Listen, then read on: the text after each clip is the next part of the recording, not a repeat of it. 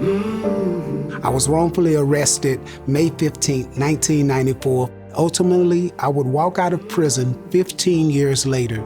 All of the barriers that an individual faced returning home from prison, I faced those barriers as an innocent person waiting to be exonerated. Empathy invokes action. We seeded Miles of Freedom in 2012, and that seed has grown from transitional employment to a robust case management, to a social entrepreneurship, to the food pantry, and it's still growing today. It doesn't matter if you just got out of prison 5 minutes ago or you've been out 5 years. You can come in and our case managers are there to assist you from securing your Texas ID to employment or anything other than that. We partner with organizations to do the things that we can't do. North Texas Food Bank with the food, One Man Treasure with the clothes, APA for drug rehabilitation, all of those things that are systemic to underserved communities. It's where Miles of Freedom is, and it's really the only way to deal with individuals re-entering into society. For every glory, there's a painful story, and it's a painful story in my life. From 2000 to 2007, I was always going in and out of the jury system. We saw the revolving door, and when we would talk to individuals that were returned back to Cofield, they didn't feel like they belonged in society. I stayed in there for a year and 14 months, and within 7 days, I was back in there. My life has been hard, through ups and downs. I've been an addict ever since I was 13 years old. In 2007, when I went to Judge Crusoe's court, he asked me what did I want to do, and I cried out and told him that I needed help. The hardest thing for a man to do when he's in his addiction is to say that he needs help. I was sick and tired, and that's where Miles of Freedom stepped in. Incarceration extracts value. And when that person returns home, they need to be a part of something that's going to impart value into them. When I got out, I had not only a drug charge case on me, I had an aggravated assault with a deadly weapon. I went everywhere looking for a job, everywhere. What we fail to realize is that freedom can become a prison. Being incarcerated is traumatizing. Many times they come in, they're hurting, they're frustrated. I get a chance to kind of guide them through the frustrations. She wanted you to learn about financial, how to keep money in your pocket and insurance. And I stayed there for maybe about a month, and I had to have something because I couldn't stay in the house all day long. He said that he had a lawn company job for me. Before we knew what the lawn service was, we were cutting grass in South Dallas. This is a good thing that we got going. Just picking up trash, cutting out grass, cleaning out empty lots and stuff like that. We began to just drive through the neighborhood, and we would do this on a daily basis until we were able to get our first commercial contract, which was Minyards.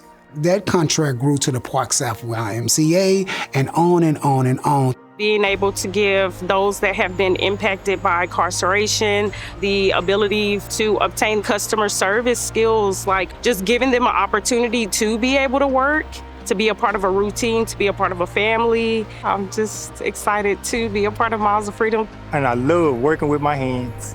Yes, I do, yeah. My dad, Aubrey Jones, he was co-founder. When he brought me in, it was part of the tough love that he was showing me. Rather than just giving you the handouts, okay, we're gonna put your hands to work, you know? But I found the passion off in this, doing the lawn service, landscaping, just like beautifying the nature.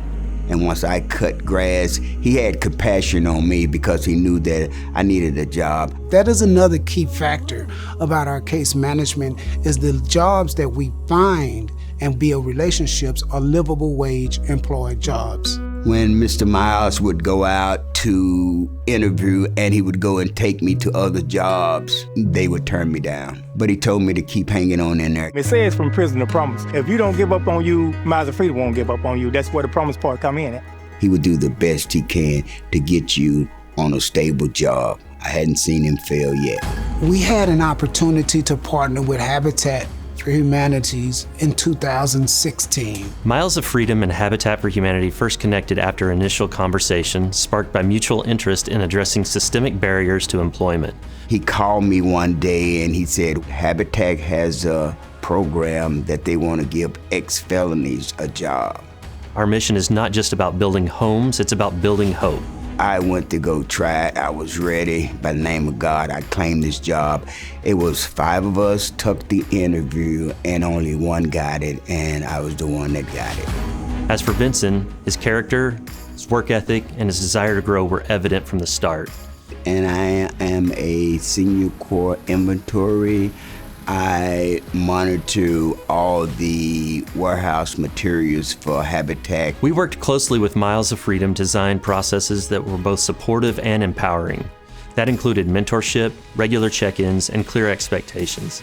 I've been here going on 10 years now. I owe it all to, Mr. Miles of Freedom, God, Habitat for giving me the opportunity to grow here, and I'm talking about growing. When we're able to invest in them, whether it's through service, employment, or even a sack of groceries, we're showing them that there is possibility, there is change, and there is hope. So we served over 2,100 clients and more than 41,000 pounds of food. They're just like me. They're just normal people day to day. Everybody has trials and tribulations, and that's why we're here. Second chances are not just possible, but they're essential. When we engage with an individual, the likelihood of them recidivizing or returning back to prison is about 6%. 94% create an amazing amount of impact in their home, in their community, and in their jobs. I ended up returning him a favor. Corey needed someone to cut the yard, and I told him about Miles of Freedom, and now Miles of Freedom cuts Habitat yard. When we remove barriers and open doors for opportunity, we create a more just, resilient, and prosperous Dallas. When you're not re-arresting someone that just came out of prison, it releases more funds for police officers to use in other areas. I would tell employers and organizations who feel hesitant about hiring individuals re-entering society to take a leap. You may be surprised by the talent, dedication, and perspective these individuals bring. You never know the jewels that will come out of humility and commitment, and we've seen that happen time and time again. It's easy to focus on the risk, but the real risk is missing out on incredible people who are ready to work, grow, and give back to their community. I'm a firm believer that it's through your broken places that you will be able to help somebody else. We cannot overlook the obstacles, the pitfalls, and the victories that's a part of the journey. And when you look at our lawn service, when you look at Miles of Freedom, I think that's our secret sauce. We're all broken in the same place. And so we all feel the same level of urgency when it relates to incarceration. I've had some rough times, but in the end, it pays off. By the grace of God, I'm going on 19 years clean and sober. I've got a new home, been in it for 3 years now, got it from Dallas Area Habitat. We not only helped him get a job, he stumbled on his wife at Miles of Freedom. We ended up in a Miles of Freedom marriage. Yes, we did. Vincent's journey has been a powerful reminder of what's possible when we lead with compassion and courage. It's not the destination that's important, it's the journey. Embrace the journey. I'm Vincent White, and I embrace the journey.